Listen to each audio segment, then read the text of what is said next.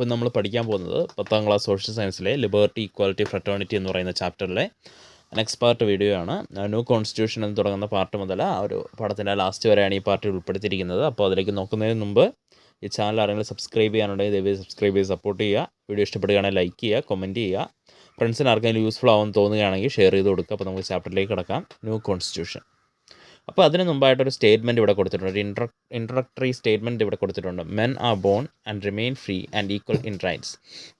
അപ്പോൾ അത് ആ ഒരു ഡിക്ലറേഷൻ ഓഫ് ഹ്യൂമൻ റൈറ്റ്സ് എന്ന് പറയുന്ന ഒരു കോൺസ്റ്റിറ്റ്യൂഷൻ്റെ പ്രിയാമ്പിളുണ്ട്, നമ്മുടെ ഫ്രഞ്ച് കോൺസ്റ്റിറ്റ്യൂഷൻ്റെ പ്രിയാമ്പിളുണ്ട്. അതിൻ്റെ അതിൽ കൊടുത്തിരിക്കുന്ന ഒരു കൊട്ടേഷനാണത്. അതായത് എന്താണ്? Men are born and remain free and equal in rights. മനുഷ്യൻ എന്താണ്? ജനിച്ചതും അത് അവർ റിമെയിൻ ചെയ്യുന്നതും ഫ്രീ ആയിട്ട് തന്നെയാണ്. അവർക്കെല്ലാവർക്കും എന്താണ്? തുല്യ അവകാശങ്ങളാണ് എന്നാണ് ആ ഒരു ഡിക്ലറേഷൻ ഓഫ് ഹ്യൂമൻ റൈറ്റ്സിൻ്റെ ആ പ്രിയാമ്പിളിലെ ആ വരികൾ സൂചിപ്പിക്കുന്നത്. The French declaration of human rights, Declaration of the Rights of Man and of Citizens, in the preamble is an important result of the French Revolution. Let us examine the main ideas in the Declaration of Human Rights of France in 1789. അപ്പോൾ ഈ ഒരു French റവല്യൂഷൻ്റെ ഭാഗമായിട്ട് അതിനുശേഷം എന്ത് സംഭവിക്കുകയാണ്? ആ ഒരു പുതിയൊരു French declaration of human rights എന്ന് പറയുന്ന ആ ഒരു കോൺസ്റ്റിറ്റ്യൂഷൻ്റെ പാർട്ടായിട്ട് അല്ലെങ്കിൽ കോൺസ്റ്റിറ്റ്യൂഷനായിട്ടൊക്കെ വരികയാണ്. അപ്പോൾ ആ ഒരു French declaration of human rights വരുന്നത് 1789. അപ്പോൾ അതിനകത്ത് പ്രധാനപ്പെട്ട ആ ഒരു പോയിൻറ്റ്സ് എന്തൊക്കെയാണെന്ന് നമുക്ക് നോക്കാം, അല്ലെങ്കിൽ പ്രധാനപ്പെട്ട ഐഡിയാസ് എന്തൊക്കെയാണെന്ന് നോക്കാം. ആ ഒരു ഫ്രഞ്ച് ഡിക്ലറേഷൻ ഓഫ് ഹ്യൂമൻ റൈറ്റ്സിൻ്റെ പ്രധാനപ്പെട്ട ഐഡിയാസ് എന്തൊക്കെയാണെന്ന് നോക്കാം.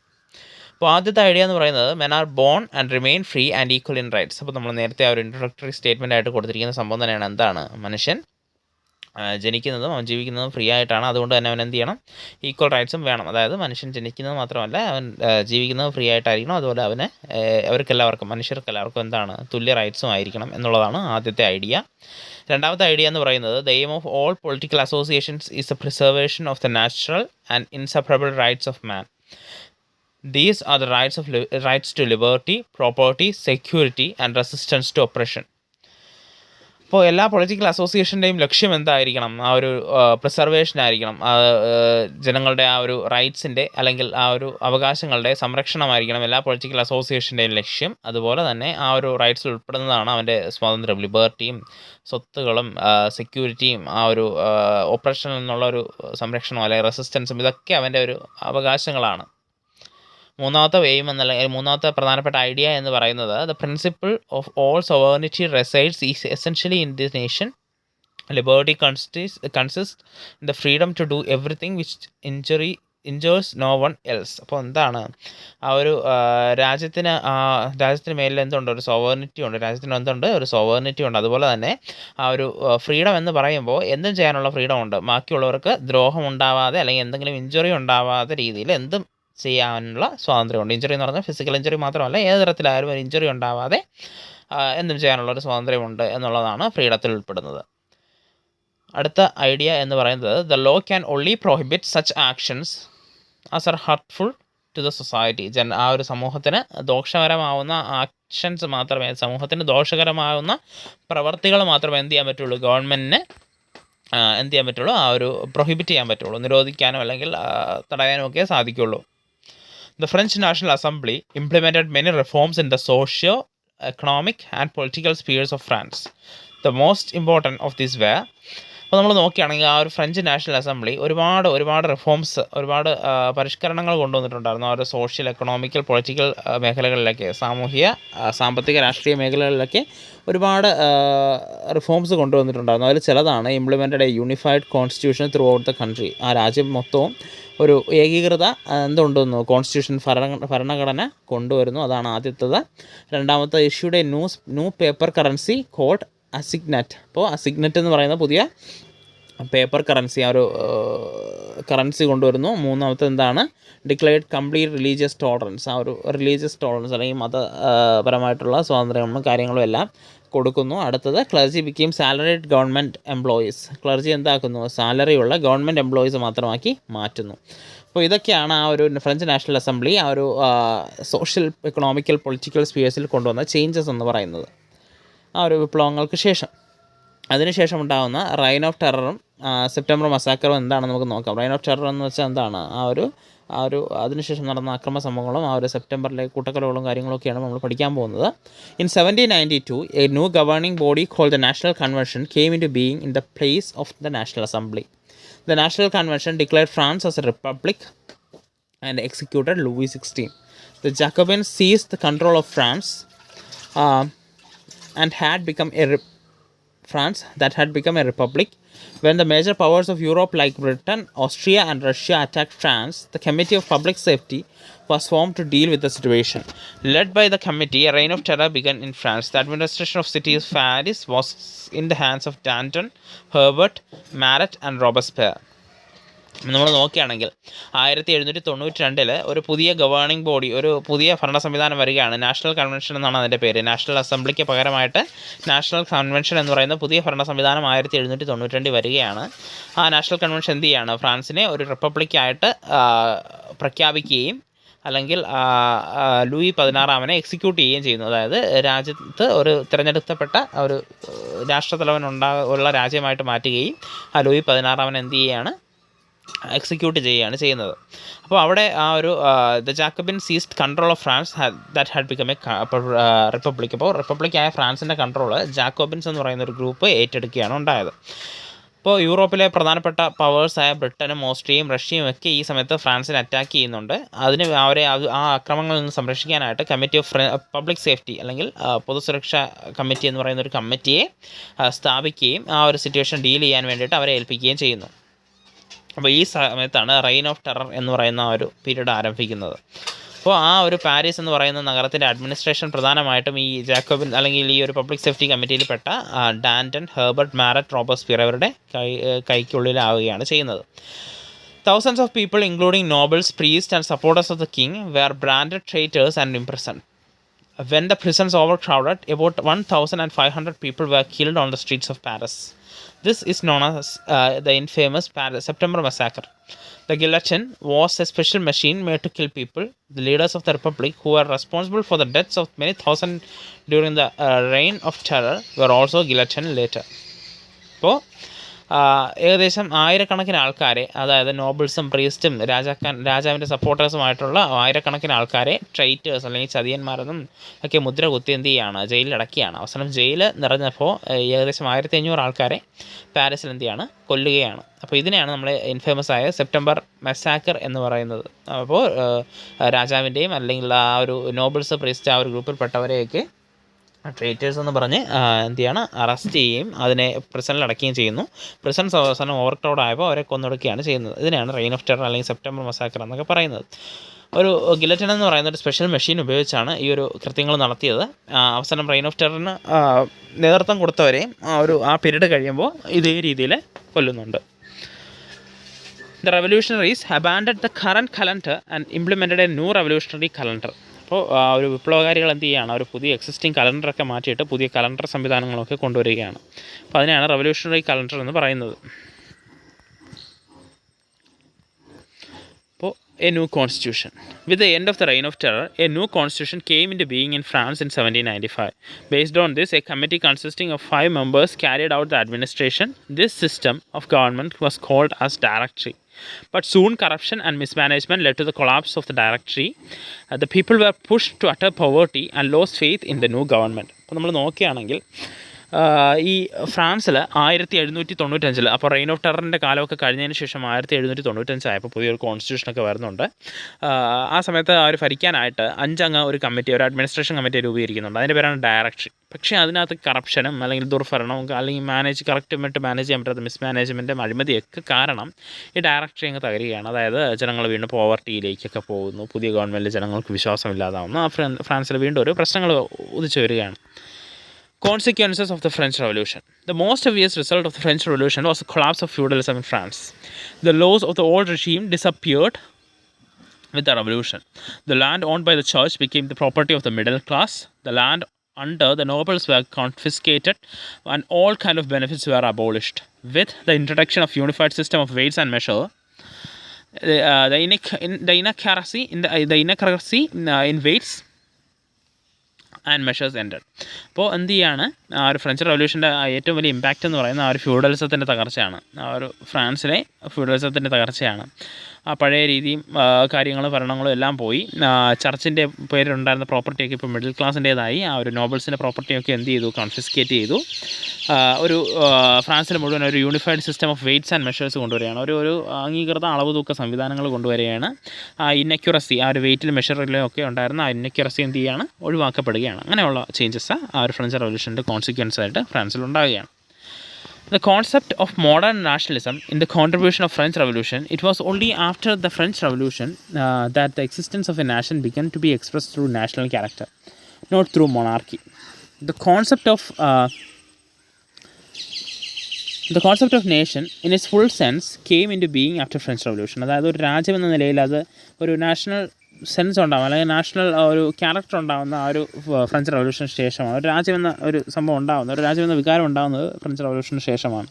ആ ഒരു മൊണാർക്കിയുടെ സമയത്ത് അതൊന്നും എസ്റ്റാബ്ലിഷ് ചെയ്തെടുക്കാൻ പറ്റിയിരുന്നില്ല. കാരണം രാജ്യത്ത് എന്താണ്, പല രീതിയിൽ ഡിവിഷൻ ഉണ്ടാകുന്നു, പലരും പല രീതിയിൽ ആ ഒരു ചൂഷണങ്ങൾ നടത്തുന്നു, കോമൺസിൻ്റെ ആ ഒരു പ്ലൈറ്റ് ഇതൊക്കെ ഉണ്ടാകുന്ന സമയത്ത് ആ ഒരു നാഷണൽ ക്യാരക്ടർ ഉണ്ടാകുന്നില്ല. പക്ഷേ ഫ്രഞ്ച് റവല്യൂഷന് ശേഷം ഇതുണ്ടായി വരികയാണ്. This declared the idea of that the France was not just a geographical expression but the entire people of France. അപ്പോൾ ഈ ചേഞ്ച് ഫ്രഞ്ച് റവല്യൂഷൻ്റെ ശേഷം ഉണ്ടാകുന്ന ഒരു പ്രധാനപ്പെട്ട കോൺസിക്വൻസ് ആണ് ഈ നാഷണൽ, അല്ലെങ്കിൽ ഒരു പ്രധാനപ്പെട്ട ഒരു സംഭവമാണ് ഈ നാഷണൽ ക്യാരക്ടർ ഉണ്ടായി എന്നിരുന്നത്. അതായത് അതിന് മുമ്പ് വരെ ഫ്രാൻസ് എന്ന് പറയുമ്പോൾ ആ ഒരു ജിയോഗ്രഫിക്കൽ ഏരിയ മാത്രമായിരുന്നു റെപ്രസെൻറ്റ് ചെയ്തിരുന്നെങ്കിൽ, അല്ലെങ്കിൽ മനസ്സിലേക്ക് വന്നിരുന്നെങ്കിൽ, പിന്നീട് എന്തിയായി ഫ്രാൻസിൻ്റെ ആ ഒരു ജനങ്ങളെ മൊത്തം റെപ്രസെൻറ്റ് ചെയ്യാൻ തുടങ്ങി. അല്ലെങ്കിൽ ഫ്രാൻസ് എന്ന് പറയുമ്പോൾ ഫ്രാൻസിലെ ജനങ്ങളെ നമുക്ക് ഓർമ്മ വരാൻ തുടങ്ങി. ആ ഒരു നാഷണൽ ക്യാരക്ടർ ഉണ്ടായി എടുക്കാൻ ഫ്രഞ്ച് റവല്യൂഷന് സാധിച്ചു. Another concept that grew with nationalism is a democratic system of governance. It was after French Revolution that the foundation of democratic rule based on Rousseau's ideas of sovereignty of the people was realized. The French Revolution also influenced the struggles of national independence that took place in Asia and Africa in the 19th and 20th century. അപ്പോൾ നമ്മൾ നോക്കുകയാണെങ്കിൽ French റവല്യൂഷൻ്റെ മറ്റൊരു consequence, അല്ലെങ്കിൽ consequence എന്ന് പറയുന്നതിനേക്കാളും നൽകിയ മറ്റൊരു സംഭവമാണ് എന്താണ്, നമ്മുടെ ആ ഒരു ഡെമോക്രാറ്റിക് ഐഡിയ എന്ന് പറയുന്നത്. അപ്പോൾ നമ്മുടെ റൂസോയുടെ റൈറ്റിങ്സിലുണ്ടായിരുന്ന ആ ഒരു ജനങ്ങളുടെ സോവറിനിറ്റിയും ആ ഒരു ഡെമോക്രാറ്റിക് ഐഡിയയൊക്കെ ഫ്രാൻസിൽ പ്രാവർത്തികമായിട്ട് വരുന്നു, അല്ലെങ്കിൽ ഫ്രാൻസിൻ്റെ ആത്മാവിലേക്ക് വരുന്നു. ആ ഒരു ഡെമോക്രാറ്റിക് റൂൾ, അല്ലെങ്കിൽ ജനാധിപത്യം, ആ ഒരു ആശയങ്ങളെല്ലാം വരുന്നു. പിന്നീട് ഈ ഫ്രഞ്ച് റവല്യൂഷൻ പിൽക്കാലത്ത് നടന്ന ഒരുപാട് സ്വാതന്ത്ര്യ സമരങ്ങളിൽ, ഏഷ്യയിലും ആഫ്രിക്കയിലും 19ാം നൂറ്റാണ്ടിലും 20ാം നൂറ്റാണ്ടിലും ഒക്കെ നടന്ന ഒരുപാട് സ്വാതന്ത്ര്യ സമരങ്ങൾക്ക് പ്രചോദനം നൽകിയ ഒരു സംഭവമാണ് നമ്മുടെ ഫ്രഞ്ച് റവല്യൂഷൻ എന്ന് പറയുന്നത്. അടുത്ത് നെപ്പോളിയനെ കുറിച്ചാണ്. അപ്പോൾ അവിടെയും നെപ്പോളിയൻ ബൊണാപ്പാർട്ടിൻ്റെ ഒരു വേർഡ്സ് ഇൻട്രൊഡക്ടറി ആയിട്ട് കൊടുത്തിട്ടുണ്ട്. I found the crown of France in the gutter, I picked it up with the tip of my sword and cleaned it and placed atop my own head. അപ്പോൾ Napoleon പറഞ്ഞതാണ് എന്താണ്, ഞാൻ ഫ്രാൻസിൻ്റെ കിരീടം തെരുവുകളിൽ കിടക്കുന്നത് കണ്ടു, ഞാൻ അതിൻ്റെ വാൾമുന കൊണ്ട് എടുത്ത് ക്ലീൻ ചെയ്ത് എൻ്റെ തലയിൽ വെച്ചു എന്നാണ് നെപ്പോളിയൻ പറഞ്ഞിരിക്കുന്നത്. അതായത് നെപ്പോളിയൻ എങ്ങനെ കിങ് ആയി മാറി അല്ലെങ്കിൽ എംപററായിട്ട് മാറി എന്നുള്ളതാണ് നമ്മൾ നോക്കുന്നത്. These are the words of Napoleon Bonaparte, who seized power by overthrowing the directory that existed in France. അപ്പോൾ ഫ്രാൻസിൽ എക്സിസ്റ്റ് ചെയ്തിരുന്ന ആ ഒരു ഡയറക്ടറി എന്ന് പറയുന്ന ആ ഭരണ സംവിധാനത്തെ അട്ടിമറിച്ച് അല്ലെങ്കിൽ ഓവർത്രോ ചെയ്ത് അല്ലെങ്കിൽ മാറ്റി വന്ന ആ ഒരു ആളാണ് നെപ്പോളിയൻ ബൊണാപ്പാർട്ട് എന്ന് പറയുന്നത്. These words of Napoleon refer to the French society that had fallen into anarchy and his seizure of authority over France.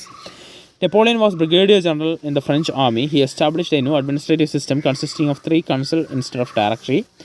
Napoleon himself was the first consul. Soon Napoleon declared himself as the emperor of France.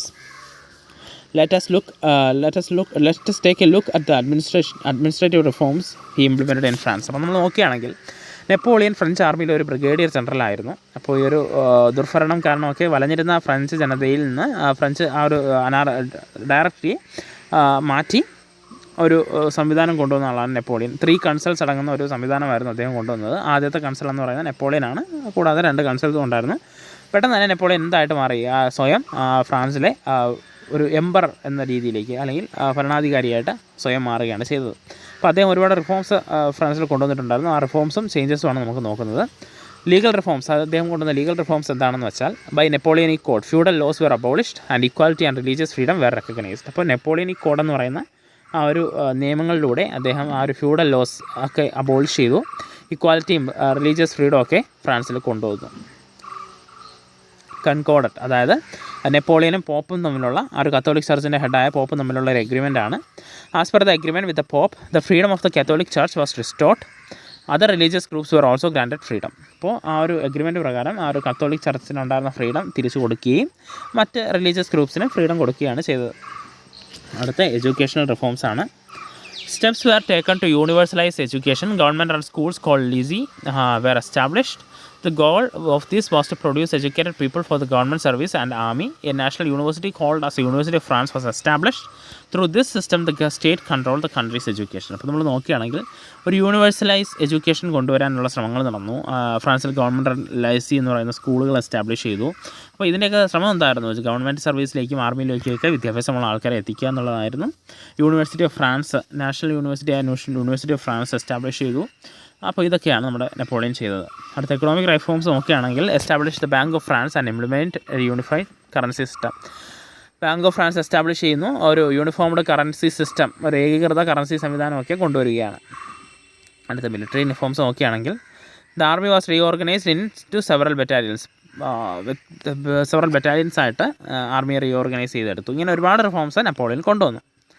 Napoleon waged several wars with the aim of eliminating enemies of France. He defeated countries like Austria and Prussia in the war.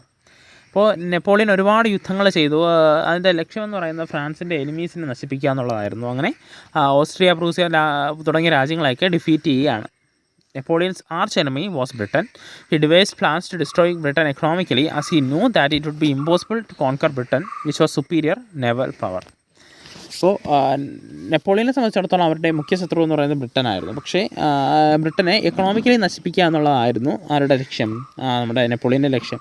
കാരണം ഒരു superior naval പവറുള്ള നാവികശേഷിയുള്ള ബ്രിട്ടനെ അങ്ങനെ യുദ്ധത്തിൽ തോൽപ്പിക്കുക എന്ന് പറയുന്നത് നിസ്സാരമല്ല എന്ന് Napoleon അറിയാമായിരുന്നു.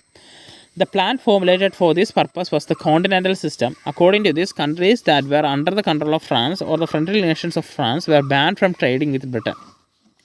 അപ്പോൾ ഇതിനൊന്ന് കൊണ്ടുവന്ന സിസ്റ്റമാണ് കോണ്ടിനെൻ്റൽ സിസ്റ്റം. അതായത് ഫ്രാൻസുമായിട്ടുള്ള ഫ്രണ്ട്ലി റിലേഷനുള്ള രാജ്യങ്ങളോ ഫ്രാൻസോ അല്ലെങ്കിൽ അവരുടെ കോളനികളോ ഒന്നും എന്ത് ചെയ്യരുത്, ബ്രിട്ടനുമായിട്ട് കച്ചവടത്തിൽ ഏർപ്പെടരുത്. Napoleon was not able to achieve complete success in this. Moreover, this led to the series of battles with Britain. This eventually led to the defeat of Napoleon in the Battle of Waterloo in 1815. അപ്പോൾ ഇതൊന്നും അത്രയ്ക്ക് success ആയില്ല. അതുമാത്രമല്ല ബ്രിട്ടനുമായിട്ട് ഒരുപാട് യുദ്ധങ്ങൾ ഇതിൻ്റെ പേരിൽ ഉണ്ടാവേണ്ടി വന്നു. അവസാനം വാട്ടർലൂ യുദ്ധത്തിൽ എന്ത് ചെയ്യാണ്, 1815 നെപ്പോളിയൻ പരാജയപ്പെടുകയാണ്. അപ്പോൾ ഇതാണ് നമ്മുടെ അന്നത്തെ കാലത്തെ ആ ഒരു പൊളിറ്റിക്കൽ മാപ്പ് എന്ന് പറയുന്നത്. The map of Europe redrawn. അപ്പോൾ അത് നമുക്ക് നോക്കാം. After Napoleon's defeat, the countries in Europe met in Vienna, Austria, in 1815 and took some important decisions. This is known as Congress of Vienna. This conference was led by Austrian Chancellor Metternich. With the Congress of Vienna, French dominance in Europe ended. അപ്പോൾ നമ്മൾ നോക്കുകയാണെങ്കിൽ നെപ്പോളിയൻ്റെ പരാജയത്തിന് ശേഷം യൂറോപ്പിലെ ശക്തികളെല്ലാം വിയന്നയിൽ, ഓസ്ട്രിയയുടെ തലസ്ഥാനം, ഓസ്ട്രിയയിലെ ഒരു സിറ്റിയായ വിയന്നയിൽ 1815 ഒത്തുകൂടുകയാണ്. ഇതാണ് Vienna Congress എന്ന് പറയുന്നത്. അന്ന് ഓസ്ട്രിയൻ ചാൻസലർ ആയിരുന്ന മെറ്റേർണിക്കാണ് ആ ഒരു കോൺഗ്രസ് ലീഡ് ചെയ്തിരുന്നത്. അപ്പോൾ അത് പ്രകാരം ആ ഒരു കോൺഗ്രസ് ഓഫ് വിയന്നയിലോട് കൂടി ആ ഒരു ഫ്രഞ്ച് ഡോമിനൻസ് യൂറോപ്പിൽ അവസാനിക്കുകയാണ്.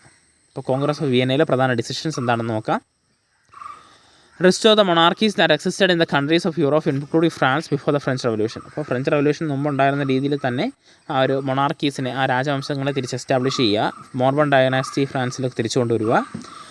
ഫ്രഞ്ച് നാപ്പൽ സുപ്രമസി, അതുപോലെ തന്നെ റഷ്യയുടെ ഈസ്റ്റേൺ യൂറോപ്പിലെ ഡോമിനൻസ് റെക്കഗ്നൈസ് ചെയ്യുക. സെൻട്രൽ യൂറോപ്പിൽ ഓസ്ട്രിയയുടെ ഡോമിനൻസ് റെക്കഗ്നൈസ് ചെയ്യുക. ഇതൊക്കെയായിരുന്നു പ്രധാന ആ ഒരു കോൺഗ്രസ്, വിയന്ന കോൺഗ്രസ്സിൽ ഉരുത്തിരിഞ്ഞു വന്ന സംഭവങ്ങൾ. The French Revolution is one of the most important events that influenced modern world history. It was a movement by the common people and the middle class of France for the rights of they were denied. The ideas put forward by the French Revolution influenced the world later on. അപ്പോൾ ആ ഒരു French revolution എന്ന് പറയുന്ന world ഹിസ്റ്ററിയെ തന്നെ ആകമാനം influence ചെയ്തൊരു സംഭവമാണ്. ജനങ്ങൾ, സാധാരണക്കാരും മിഡിൽ ക്ലാസ്സും ഒക്കെ നേരിട്ടിറങ്ങി നടത്തിയൊരു മൂവ്മെൻറ്റാണ് ആ ഒരു ഫ്രഞ്ച് റവല്യൂഷൻ എന്ന് പറയുന്നത്. ഈ ലോകത്താകമാനം പല വിപ്ലവങ്ങളെയും ഇൻഫ്ലുവൻസ് ചെയ്ത ഒരു സംഭവമാണ് ഫ്രഞ്ച് റവല്യൂഷൻ.